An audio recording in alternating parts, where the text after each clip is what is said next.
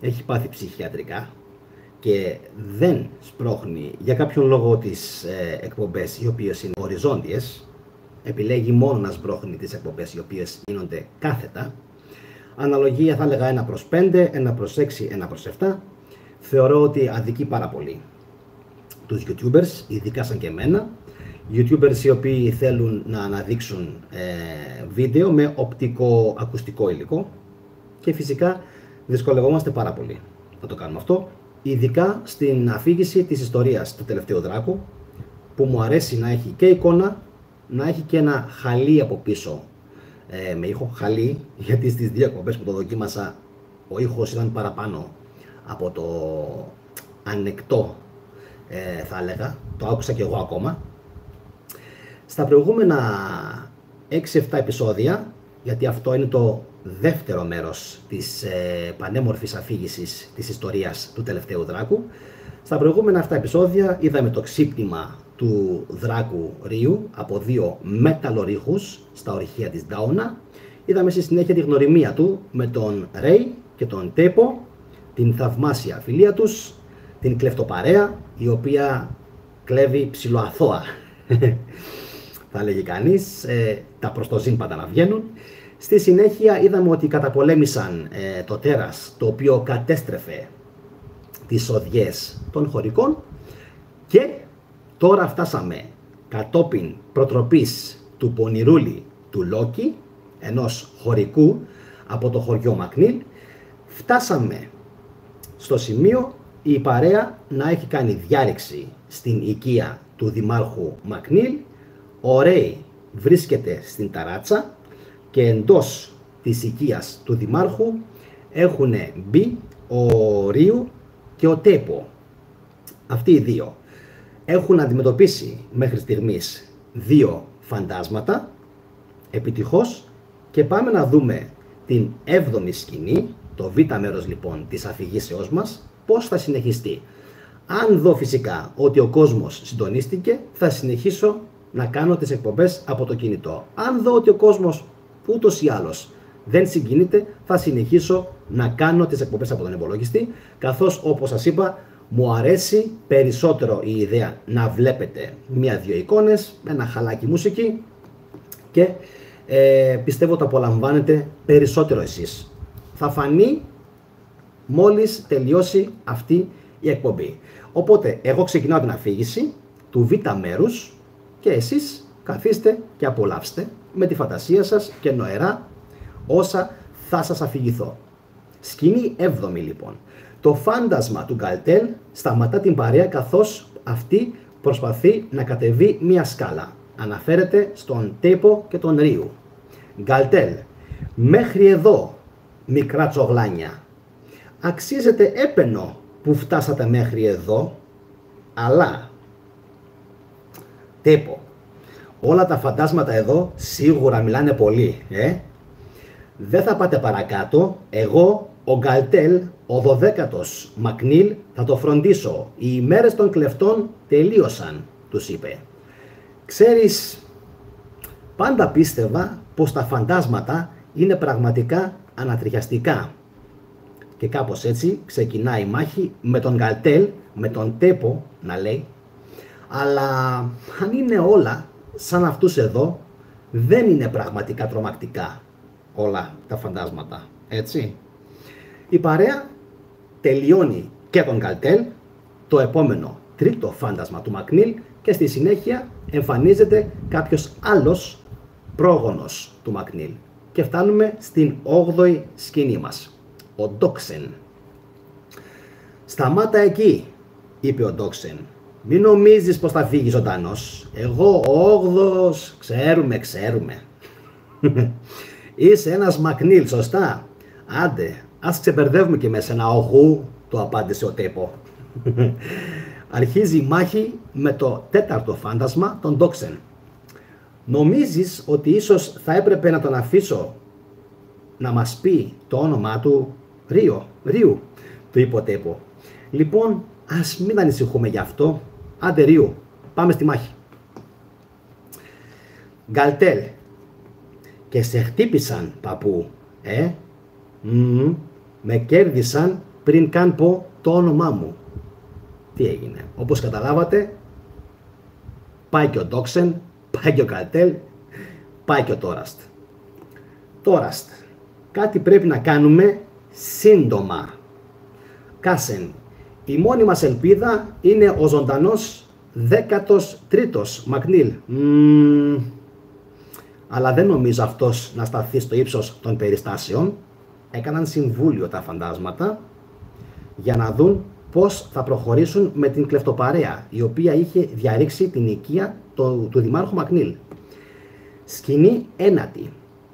Ο Ρίου και ο Τέπο παίρνουν ένα ασανσέρ και φτάνουν σε έναν πολυχώρο με πολλά υπνοδωμάτια και κρεβάτια. Τι κάνουν εδώ τόσα κρεβάτια, είπαν, και αποφάσισαν να ξεκουραστούν από τις 4 μάχες που έδωσαν με τα πνεύματα των Μακνίλ. Καλά που δεν βγήκαν φαντάσματα ενώ κοιμόμασταν. Ρίου, είπε ο Τέπο. Σκηνή 10η. Ο Ρίου και ο Τέπο φτάνουν στην ταράτσα της έπαυλης. Φτάσαμε στην ταράτσα. Αναρωτιέμαι αν ο Ρέι κατάφερε τελικά να ξεφύγει. Κοίτα εκεί, στην απέναντι στέγη, είπε ο Τέπο. Από την καμινάδα βγαίνει καπνός. Εκεί πρέπει να είναι ο Μακνίλ, τους είπε ο Ρέι, φωνάζοντάς τους. Πώς θα πάμε εκεί, είπε ο Τέπο. Οι πόρτες είναι όλες κλειδωμένες. Ας κοιτάξουμε γύρω μας, πρέπει να υπάρχει κάποιος τρόπος. Μετά την έβρεση ενός γάντζου αναρρίχησης, η παρέα σκέφτεται να το χρησιμοποιήσει για να φτάσει στην άλλη στέγη και μπαίνουμε στην 11η πλέον σκηνή. Ρίου, ξέρεις ότι δεν μπορούμε να φτάσουμε εκεί μόνοι μας. Τι γυρεύει ένας γάντζος εδώ πάνω, είπε ο Τέπο. Φωνάζει ο Ρέι. Τέπο, Ρίου, Ρέι, απαντάει ο Τέπο. Ο Ρίου και ο Τέπο ξανασμίγουν στην ταράτσα με τον Ρέι. Φαίνεται ότι όλα πήγαν σύμφωνα με το σχέδιο. Πώς ήταν μέσα? Καμία ταλαιπωρία, τους ρώτησε ο Ρέι. Λοιπόν, θα είχα έρθει, ξέρετε, να σας βοηθήσω, αλλά έπρεπε να βρω κάτι πρώτα. Τέπο.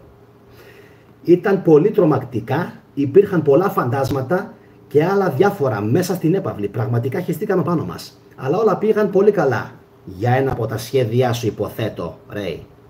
Ευχαριστώ, είπε ο Ρέι. Νομίζω τώρα πρέπει να φτάσουμε εκεί, αλλά πριν το κάνουμε, εγώ χρειάζομαι να με βοηθήσεις να βρω κάτι. Χρειάζεται να με βοηθήσεις να βρω κάτι, είπε ο Ρέι. Εννοείς αυτό? Του είπε ο Τέπο. Αυτό είναι το σκηνή μου, είπε ο Ρέι. Το κατάλαβα, το απάντησε ο Τέπο. Κάπως αστείο πράγμα να βρεθεί σε μια στέγη κάτι σαν αυτό, του είπε ο Τέπο, προφανώς με πολλά νεύρα, καθώς, όπως καταλάβατε, καρφώθηκε ο Ρέι ότι ενώ είχε γάντζο, για κάποιο λόγο αποφάσισε να μην το χρησιμοποιήσει μαζί με σκηνή αναρρίχησης και αποφάσισε να ανέβει μόνος του πάνω στην ταράτσα, ενώ οι δύο μας φίλοι μπήκαν μέσα και έπρεπε να αντιμετωπίσουν φυσικά τα φαντάσματα. Στη συνέχεια ο Ρέι ετοιμάζεται να ρίξει το γάντσο από την οροφή. Ο Ρέι γλιστράει όμως στην άκρη της οροφής, αλλά καταφέρει να πηδήξει απέναντι με τα βίας, κάνοντας ένα σάλτο και ένα σλάλομ ουσιαστικά. «Ρέι!» του φωνάζει ο Τέπο. Παραλίγο να πέσει στο κενό ο Ρέι και για να μην τους αγχώσει περαιτέρω, λέει στον εαυτό του: «Θα συμπεριφερθώ σαν να το έκανα επίτηδες. Ναι, αυτό θα κάνω. Θα το παίξω Κινέζος πως δεν συνέβη τίποτα. Όλα καλά». Ο Ρέι λοιπόν πετά το σκηνή απέναντι και ο Τέπο και ο Ρίου περνούν από πάνω του. Αυτό ήταν πραγματικό γρήγορο αλλά και ρυψοκίνδυνο, Ρέι, και εγώ νόμιζα ότι θα μας άφηνες να κάνουμε όλη τη σκληρή δουλειά μόνοι μας, πολεμώντας τα φαντάσματα και τα πάντα εκεί μέσα στην έπαυλη μόνοι μας, ενώ εσύ απλά ξεκούραζες και άραζες το κορμάκι σου εδώ πάνω στην ταράτσα και περνούσες καλά μόνος σου με το γάντζο και με το σκηνή σου, ενώ εμείς ήμασταν μέσα και υποφέραμε. Και πολύ καλά τα χωσέ. Όταν τα πράγματα δυσκολεύουν, είπε ο Ρέι, είμαι εδώ για σας. Το ξέχασες? Ναι, και μετά πηδώντας από την οροφή, έτσι, του απάντησε ο Τέπο. Πρόσεχε μην πονέσεις, εργάζεσαι πάρα πολύ σκληρά τώρα, Ρέι, του είπε κάπως νευρικά ο Τέπο. Εντάξει παιδιά, οκ. Συγγνώμη Τέπο, κατάλαβα. Δεν ήξερα ότι θα έπρεπε να πολεμήσεις μέσα με όλα αυτά τα φαντάσματα από μόνος σου και με τον Ρίου. Είπα συγγνώμη, οπότε θα φτιάξεις λίγο το κέφι σου, του είπε ο Ρέι, επίσης νευρικά. Σκηνή 12η, καθώς η παρέα μας κατάφερε τελικά να χωθεί στα ενδότερα των δωματίων και να εντοπίσει τελικά τον τελευταίο και ζωντανό δήμαρχο Μακνίλ. Ακούγεται φωνή μιας γυναίκας. «Ωχ, τι κάνετε κύριε Μακνίλ?» «Γύρνα πίσω μωρή, χιχιχιχι». Ακούγεται κάπως να την πειράζει ο δήμαρχος. «Ωραία αδερφέ, πάλι αυτό τα ξεπερνάει όλα, αν είναι δυνατόν». Μπαίνει η συμμορία μέσα και βρίσκει τον Μακνίλ να πειράζει κάπως περίεργα μία κοπέλα. Λέει ο Μακνίλ κάπως φοβισμένος. «Ποιος είσαι? Ποιοι είστε εσείς? Τι κάνετε εδώ?» «Ποιος νοιάζεται ποιοι είμαστε? Είμαστε εδώ για να πάρουμε πίσω όλα μας τα χρήματα που έχετε κλέψει εσείς οι Μακνίλ από τους χωριανούς», απάντησε ο Τέπο κάπως νευρικά. «Ικ», είπε μια γυναίκα. «Δεν έχω καμία σχέση εγώ με εσένα και με αυτό. Αφήστε με μένα απ' έξω», είπε η κοπέλα και εξαφανίστηκε. «Εσύ έλα πίσω μωρή». Τι εννοείς? Εγώ απλά έλα πίσω εσύ μωρή», της είπε ο Μακνίλ. «Ωχ, έλα τώρα κύριε Μακνίλ», είπε ο Ρέι. «Ξαφρίζετε τους ανθρώπους του χωριού από τα λεφτά τους για να διασκεδάσετε εδώ πάνω από ό,τι βλέπω, έτσι δεν είναι?» είπε κάπως πονηρά ο Ρέι. Στη συνέχεια εμφανίστηκαν τα φαντάσματα όλων των προηγούμενων Μακνίλ και μπήκαν μέσα στο δωμάτιο. Αρκετά αναφώνησαν όλα μαζί με μία φωνή αμαλγάματος. «Αρκετά. Είσαι μία σκέτη ντροπή για την οικογένεια των Μακνίλς», αναφερόμενοι στον νυν δήμαρχο και απόγονό τους. «Ρέι, αυτή είναι», είπε ο Τέπο.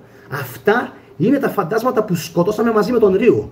Τα φαντάσματα των παλιομακνίλς». «Αμάλγαμα. Μπορεί να μας είχες εκπλήξει πριν και να μας κέρδισες. Αλλά αυτό ήτανε πριν. Τώρα θα πρέπει να αντιμετωπίσετε εμάς, όλους τους Μακνίλς, όχι αυτόν εδώ τον άχρηστο, τον χοντρομπαλά, τον απόγονό μας». Τα φαντάσματα στη συνέχεια συγχωνεύονται, βγάζουν μία κραυγή προς την τρελοπαρέα λέγοντας «Νιώστε την οργή μας». Μία μάχη με το αμάλγαμα των προγόνων των Μακνίλς, των φαντασμάτων δηλαδή, αρχίζει και η τρελοπαρέα μετά από συντονισμένες προσπάθειες και των τριών καταφέρνει να κερδίσει τα ενωμένα φαντάσματα αμαλγάματος των Μακνίλ. Φωνάζουνε. «Τι συμβαίνει? Ήμουν... απλά ποτέ έκανε... Τα παίξανε». «Ηρέμησε γέροντα, ηρέμησε. Αυτοί ήταν οι πρόγονοί σου και εμείς τους καθαρίσαμε τους προγόνους σου. Απλώς είμαστε εδώ για να πάρουμε τα λεφτά σου, εντάξει, τα λεφτά των χωρικών». «Είσαι αρκετά χαζός, έτσι δεν είναι? Βιαστείτε και δείξτε μας πού είναι τα χρήματα κύριε Μακνίλ», είπε ο Τέπο.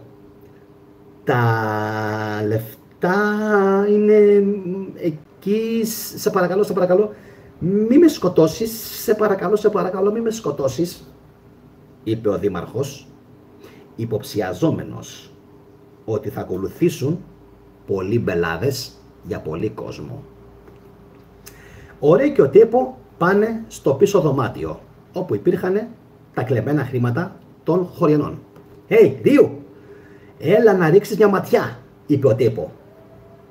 «Εσείς είστε πολύ μάγκες», ακούστηκε η φωνή της νεαρής κοπέλας. «Τι κόπανος ήταν αυτός? Αυτοί οι ληστές είναι πολύ πιο ανδρείοι από εσένα, αχρήε Μακνίλ δήμαρχε», του είπε η γυναίκα, τον παράτησε και φυσικά εξαφανίστηκε. Η εραστής του Μακνίλ λοιπόν τρέχει και φεύγει από την έπαυλη. Και ακούγεται ο Μακνίλ να λέει «Απλά περιμένετε, τσογλάνια, απλά περιμένετε.